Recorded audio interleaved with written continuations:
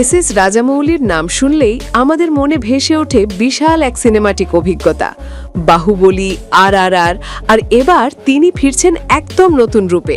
এইবারের গল্প আরও বড়, আরও অ্যাডভেঞ্চারাস, আর এবার তার সঙ্গে রয়েছেন বলিউড থেকে হলিউড পর্যন্ত রাজত্ব করা আমাদের প্রিয় প্রিয়াঙ্কা চোপড়া জোনাস। সম্প্রতি রাজামৌলি উন্মোচন করেছেন তার আসন্ন গ্লোব ট্রোটিং অ্যাডভেঞ্চার ফিল্মের প্রথম ঝলক, আর এই ফার্স্ট লুকেই পুরো ইন্টারনেট কাঁপিয়ে দিয়েছেন প্রিয়াঙ্কা। তিনি এখানে হাজির হয়েছেন এক রহস্যময়ী চরিত্রে, মন্দাকিনী। সরিষা রঙের শাড়ি, হাতে পিস্তুল আর ক্লিফের ধারে দাঁড়ানো সেই তীক্ষ্ণ দৃষ্টি, একেবারে সিনেম্যাটিক ম্যাজিক।